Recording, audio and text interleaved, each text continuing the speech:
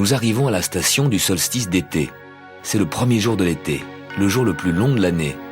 C'est le moment où la moitié nord de la Terre se penche le plus vers le Soleil.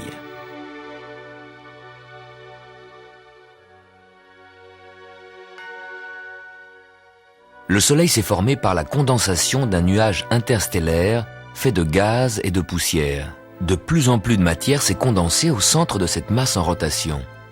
La sphère centrale s'agrandit, sa force d'attraction augmente et attire encore plus de matière jusqu'à ce que toute la matière de cette région de la galaxie se trouve agglutinée, collée en cette sphère. Toute la matière, sauf 1/1000, les planètes, 9 petites sphères qui tournent autour de notre Soleil. Mais 999 millièmes de la masse du système solaire, c'est le Soleil à lui tout seul. Et le système solaire, finalement, c'est le Soleil et des poussières.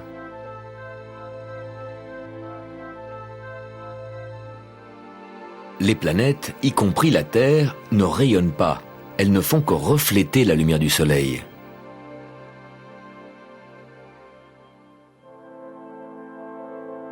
Le rayonnement du Soleil apporte à chaque mètre carré de la Terre l'énergie d'une douzaine d'ampoules.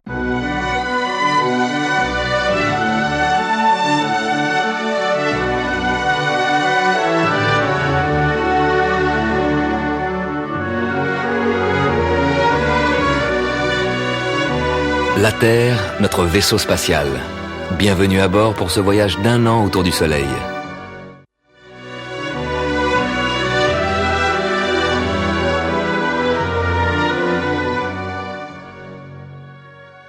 Nous arrivons à la station du solstice d'été. C'est le premier jour de l'été, le jour le plus long de l'année. C'est le moment où la moitié nord de la Terre se penche le plus vers le Soleil.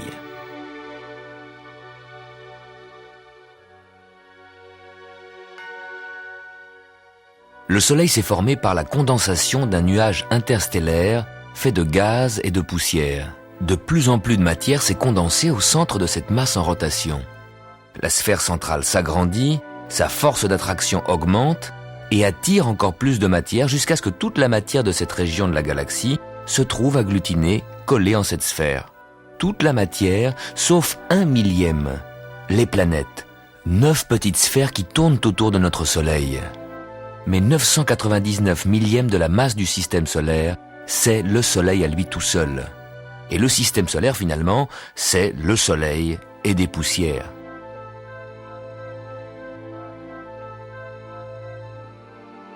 Les planètes, y compris la Terre, ne rayonnent pas. Elles ne font que refléter la lumière du Soleil.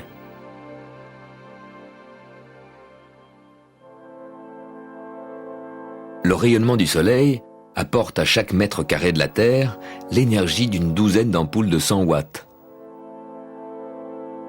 Le Soleil rayonne chaleur et lumière depuis plus de 4 milliards d'années. Comment fait-il? Il est très grand. Son diamètre, 100 fois la Terre. Son volume, 1 million de fois la Terre. Sa masse, 300 000 fois la Terre.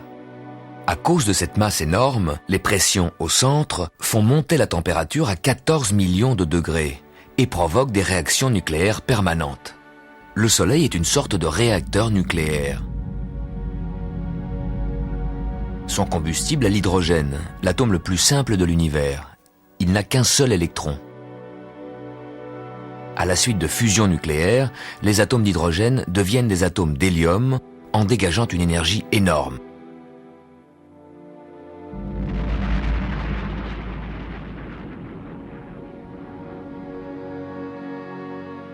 Cette énergie se propage vers la surface du Soleil et rayonne dans l'espace.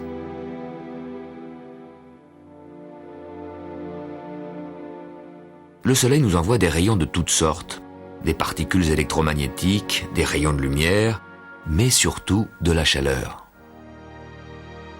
En 1 heure, le Soleil fait fondre une plaque de glace de 1 cm d'épaisseur. Mais le Soleil ne rayonne pas uniquement vers la Terre, il rayonne tout autour de lui. C'est donc une immense sphère de glace de 1 cm d'épaisseur que le Soleil pourrait faire fondre en 1 heure.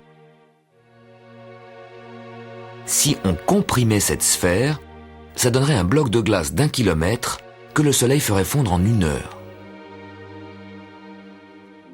Sur les planètes plus proches du Soleil, Mercure et Vénus, il fait plus chaud.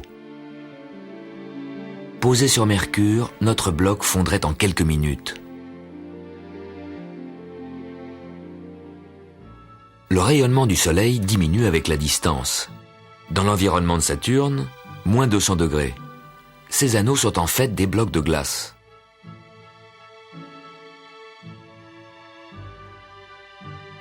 Sur Jupiter, moins 160 degrés.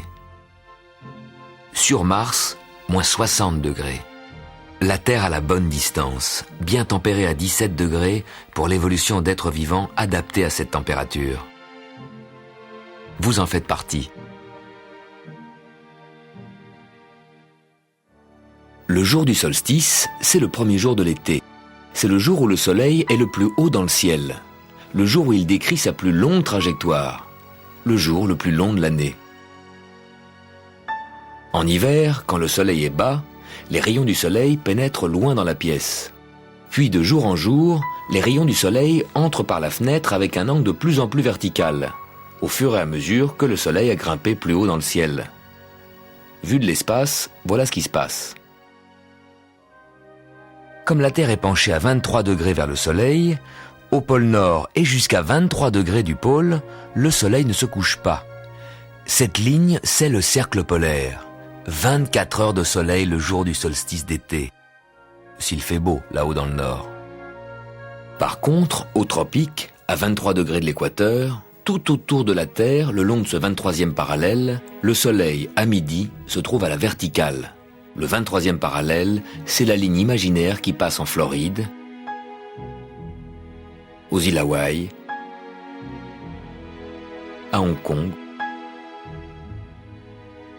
ou à Swan. Ce 23e parallèle, c'est le tropique du Cancer, parce que le Soleil, dans cette position du solstice d'été, nous apparaît devant la constellation du Cancer. Le 23e parallèle est l'endroit où le Soleil, le jour du solstice, tape à la verticale. Et à Assouan, en Égypte, dans l'Antiquité, on avait remarqué qu'au jour du solstice, le Soleil éclairait le fond d'un puits. Le Soleil se trouvait donc à la verticale d'Assouan. Le mathématicien Ératosthène vivait à Alexandrie, 800 km au nord d'Assouan. Le jour du solstice, il mesura l'ombre d'une colonne. Le Soleil se trouvait à un peu plus de 7 degrés de la verticale. Ératosthène en déduisit la taille de la Terre. Voici son calcul. La Terre est ronde, 360 degrés. 7 degrés, c'est environ un 50e du cercle. Pour avoir un cercle complet, il faut multiplier cet angle par 50. Par conséquent, la distance Assouan-Alexandrie, 800 km, il faut la multiplier par 50 pour avoir le tour complet de la Terre. 800 km multiplié par 50, 40 000 km. C'est bien la circonférence de la Terre telle qu'on l'a mesurée 2 millénaires plus tard. 7 degrés, 1/50e du cercle, 800 km multiplié par 50 égale 40 000 km. Le compte est bon. Mais au cours des siècles, on a complètement oublié ce raisonnement simple. Et quand Christophe Colomb voulut trouver une nouvelle route des Indes, il dut recommencer à zéro et convaincre ses commanditaires des dimensions de la Terre.